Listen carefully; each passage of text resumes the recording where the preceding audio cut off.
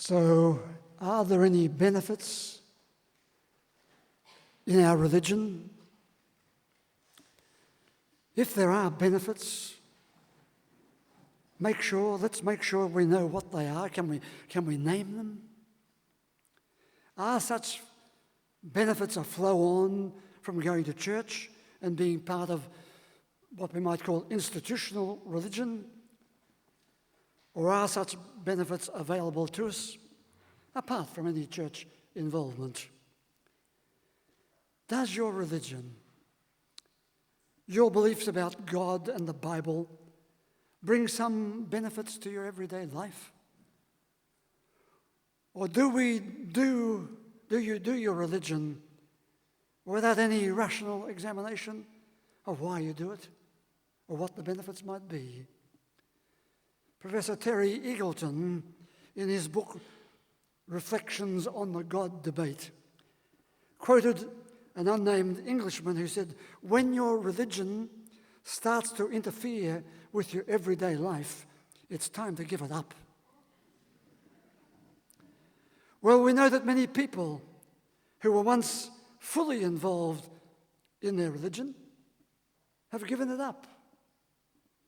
And there may be many reasons why they've given it up. They abandoned something that some of them have been part of it for decades, with full commitment of time and energy and money and vigorous involvement, enjoyable friendships over many years, embracing religion that have woven into their identity and their belonging and their way of life, and then all of a sudden their pew is empty. Perhaps they realized the benefits that flowed from their religion were no longer there. Perhaps they figured that what benefits they once derived from their religious engagement can be found elsewhere. So some walk away from their religion with disenchantment, with anger, or with guilt, or diffuse discontent.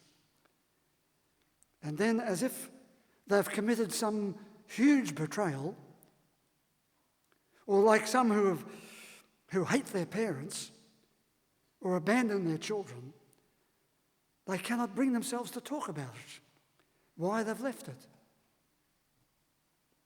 There are others, of course, who do talk about it. They don't like the place anymore. It doesn't do anything to them. They're fed up with church politics. They can't go along with all the churchy propaganda, the religious propaganda. Or they've been offended by the preacher. All of that happens. It can be different, of course. I recall one couple who were once part of us here. They joined the church in their late 60s at the end of their professional careers. And they'd been highly acclaimed in their professions. They put in 20 years in this place. And one day they stood with me and the man said, "We can't tell you how much we have benefited from being here over these years. We're amazed," he said, that in all our busy life, we did not know that such a place existed. But now, after 23 years of being here, we're pulling out. I'm 88, he said. The car parking is terrible. We can't walk the distance. And some mornings it's either too cold or indeed it might be too hot. And anyway, my mind, he said, is no longer what it was. I'm grateful for what it was, but now it's not what it was. So he said, with a little bit of an uneasy movement, he said, "It's time for us to pull out of the traffic. We're both different people because of the good years we spent here." And so he wanted to talk about the benefits, and they did. Of course, I know that there are other stories. This person said, "I once got a lot out of my religion, but it doesn't do anything for me now." Another said, when I was really hurting, God didn't do anything for me. And yet another said, religion and church were never part of our family life, never part of our tradition. We got on quite well without it. Sometimes we wondered as we saw people coming out of church or heard them insisting on a church wedding or putting together a religious funeral, we wondered. But it did not do anything for us. We left it. We have all seen church-going people become divisive and destructive, prejudiced and intolerant, angry, all of that.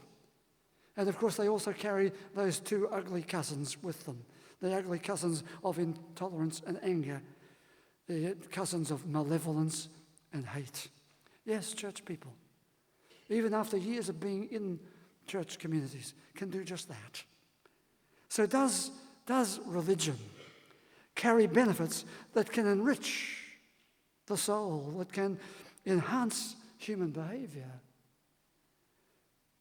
or even change the world? Sam Harris, in his book, The End of Faith, he wrote this: 2 myths that have been woven into our thought are these: that people get good things out from their religious faith that they cannot get anywhere else. He says that's a myth. And then the second myth is that terrible things that may be done in the name of religion are the products not of religion, but of malevolent behavior, for which religion should have been the answer, but wasn't. Of course, he speaks of greed and hate and fear, all of those. So at such a time as this, when we in the Christian church should be renewing our faith, increasing numbers are abandoning their faith as something without value, without much benefit. And so as we switch from powerful conservatism out there to economic liberalism, from the tyranny of the gun and the tyranny of the dollar, we don't know what to believe anymore. So we become ready to believe anything.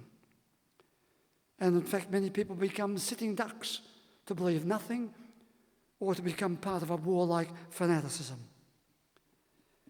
If you pause to listen to these concerns, you will see that there are 3 or 4 different views. Religion in its various forms can be destructive. We know that. It's been part of the killing of many people. It's been part of the damage to many children. Churches have not been good at encouraging people in their self-worth and their self-goodness. And the law, too, has been part of inflicting suffering based on religion. So that's one part. Another part, the second view of religion, it is part of the human situation. Religion is there, churches, mosques, synagogues, temples, they're there, but their benefits, negligible. Let them do their thing. Or the third thing, that there's now a great deal of interest in religion as actually having some benefit. Wrote Terry Eagleton, why are the most unlikely people, including himself, suddenly talking about God? Just as we were confidently moving into the post-theological, post-metaphysical, even post-historical era, the God question is now back on the agenda. And psychologists and psychiatrists, all of that crowd, are now publicly stating their views, writing many books on the place of religion, not only in mental illness, as they once did by saying that religion was part of mental illness, but they're now writing to say how religion can be part of our mental health. Indeed, others in the Journal of Psychology and Health, there are many articles which says how religion can contribute to our physical health. That's a huge change of tune. Many are writing now on understanding hope as the important ingredient in recovery from illness, in the regeneration of resilience and coping with the traumas of life.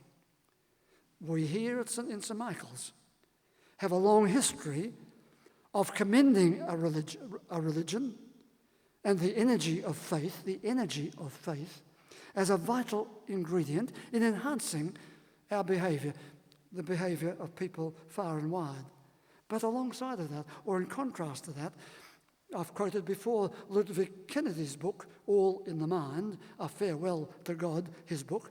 He says people are in danger of forgetting that the God whom they worship and see as powerful, as independent, and as looming, if also a loving figure, is entirely a creature of imagination, our imagination, fashioned to fulfill an inner need. And he and others have gone on to say, our gods, the gods that we have concocted from our imagination, have been part of the damage of generations. Well, if that is all religion is, then of course people will dump it as something that they've outgrown. I hope they've outgrown. But if the benefits of religion are there, and if they do have value, more people surely would be going all out to embrace them. It may not be as simple, however, as that. It may be that what were once seen as benefits 100 years ago are no longer benefits. Religion has not kept up to date. What would you do if you went to a surgeon and he hadn't kept his practice up to date? Why do we sit around with our outdated religion, haven't kept it up to date? So, of course, the benefits that were once there are no longer the benefits that we need today, even though there's a part of us that wants to regress to try and say, yes, let's go back to those old benefits. In recent times, church people have been confronted by other religions. And although they wanted to reject them, they became aware that they didn't know much about their own religion. They'd lost the purpose and the benefit of their own faith. And they were really quite afraid to renew it, in case in the renewing process they found it was not there anymore. So what do we do? What are the benefits of religion? I've said I'm going to put 6 in front of you, 6 benefits. You might add, or indeed you might subtract some of those that I've put there. Number 1, for me it carries the possibility of lifting us out of our small and sometimes painful zones to find that we can be part of those inspirational energies of other people, of other practices, of other places, of the poetry and the powers of the cosmos. We can become partners in that inspirational energy, and religion can contribute to that. That's one of its benefits.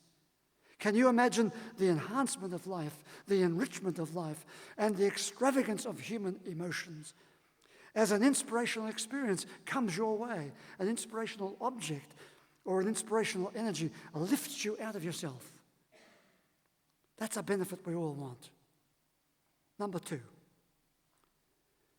my 12-year-old granddaughter rang me the other evening. She has to write an essay here on how the 23rd Psalm, we read my version of it today, how the 23rd Psalm helps people in their times of crisis and pain. Is there a benefit in a religion that carries words of soothing for our wounds, words of support when things are falling apart? It says, as I walk in the shadows and in the darkness and with death, I know that there is an unseen presence close by, and it gives me comfort and strength. If religion can do that for you, embrace it. because we need it. The third possible benefit. Religion is about our inner world, our search of that internal strengthening presence. It is also, at least my religion, is also interpersonal, not only inwardly personal, but it's interpersonal. And it is the healing of the interpersonal, the enrichment of the interpersonal, the liberation and the enjoyment of the interpersonal. More than that, religion is able to give me a larger context, a context that's bigger than myself, into the interpersonal and beyond the interpersonal, into a caring community. We are the poorer without that, I think. We are enriched as we remember it is there, even if you never use it. But then again, religion is more than that. It surrounds us with the history of religious searching and the rich cultural response through words, through music, through dance, through architecture, through creativity, through excitement, through skill, through wonder, the benefits of religion.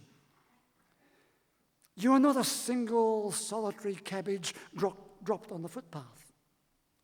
Religion is right here to remind you that you're part of that inner world, of course.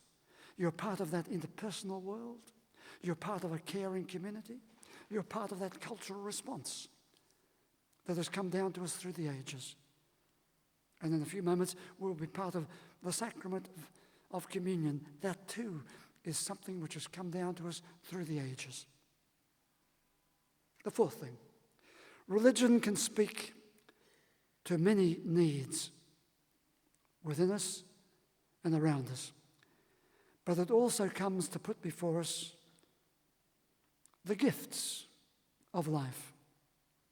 Not only the gifts, but it confronts us with the pain and the suffering of life, with the meaninglessness of human violence and the endless possibilities of human love. That's religion. It gives us both ways. Not only the love you receive, but also the love that you can give. And it takes many forms. We all feast greedily on what is given.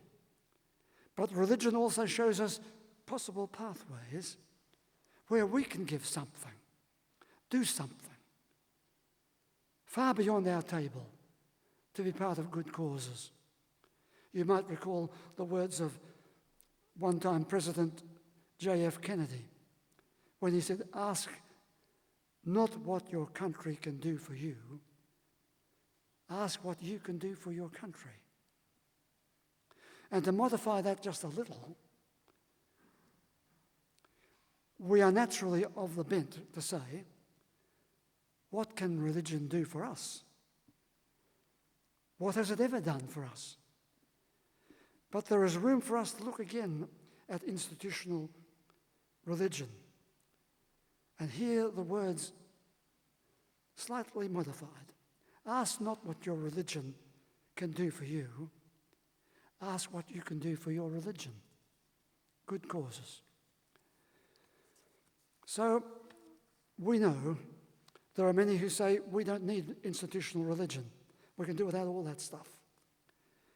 We can get our religion without that. We can be nurtured in spiritual matters without belonging to anything, to any church at all. Now, while that is reasonable and is sustainable, it needs to be set against the call of the Psalms. All people on earth, would you gather together and sing? Because when you're singing together, you're probably not there to kill each other. Sing together and rejoice. The soul of the world expands, and great songs are waiting for us to sing. Find ways to enrich human behavior. Find ways to lift the world into a new togetherness. The words of Jesus when he said, if you are blessed, and you are, indeed you are twice blessed. If you are blessed and twice blessed, if you have found consolation, be carriers of consolation to others. And the fifth benefit of religion for us today. Religion speaks to us of God, that other presence, that otherness beyond us. We know it. It speaks about God again and again. Theologians, preachers have again and again complicated religion by layers and loads of language about God, when in fact we know very little about God. We know the words, but it's the presence and the transforming promise that is apparently conveyed in the words. Well, we're so confused about it that these days there is a growing trend to speak of a godless theology. Now that's a complication for you. Or a non-theistic religion. The great winds that God was supposed to have created have somehow turned on him and blown him right out of space. So speak to us anew today, you might say. Speak to us of a God that says something to us within the pathways of a new faith. The old faith has done that old God in. Speak to us of the God of a new faith. He speaks of silence. He speaks of softening of all hearts. He speaks of strengthening of hands.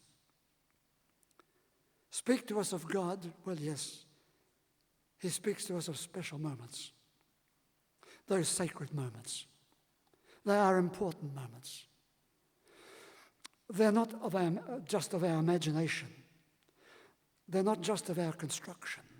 They are the gifts of life. Those special moments that become sacred. And being sacred, we imbue them with special importance, special energy, and a special way of affecting the way we will live. Special moments, something money can't buy. Moments of serenity, moments of spirit. Speak to us of a God who sustains us when we're falling apart, summoning those resources. And in all of it, there is that mystery, the mystery and the strength of the Spirit of life. We can't ignore it because we have been part of it. We are part of it. There's this passage from one of the journals. It says, I discovered that if you really kept your eyes peeled and your ears open, you would hear and see something wherever you are. Even, he says, on Rupert Mountain. There is no event so commonplace that cannot become a special place. And in that, we're part of a fascinating moment where the ordinary moment becomes a special moment. And we want to imbue that with our energy as part of our life. So the sixth benefit of religion. In the terrible losses of life and the pains of life, again and again we find that we can live again. In a simple, colourful way, I saw this in Michael Lunig's cartoon in The Age yesterday. And if you haven't seen it, you can get it on the Age website, cartoons, 1st of February 2014.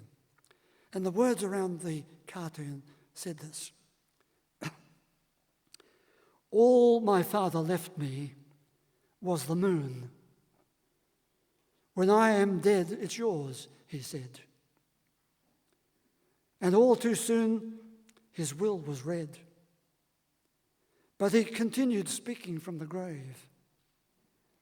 "It will not save you, this moon I gave you, from sadness, human madness, life and death. But step outside into the night and take a breath. And while you do, for what it's worth, that happy man up there who got away from earth will smile at you." One of the benefits of religion. We continue to find many ways to remind us of that reawakening and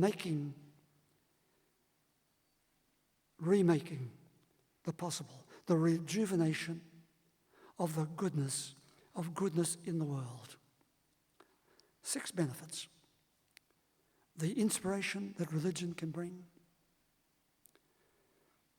the words, the ideas, the people, the soothing support religion can convey. Or thirdly, the context in which we live, the enrichment of the internal, the interpersonal, the community context, the cosmological context. And fourth, it gives us something.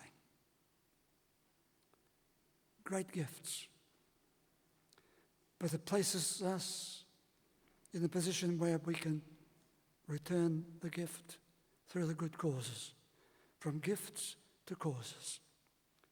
Fifth, it speaks of God, the name we cannot name lest we misunderstand it, the presence, that spiritual secret, being part of something more and knowing it is the sacred. And 6, let it keep reminding you to recognize and to celebrate that there is goodness in the world. Such goodness in the world that it enlarges the human soul and it enhances our human behavior. Would you please stand?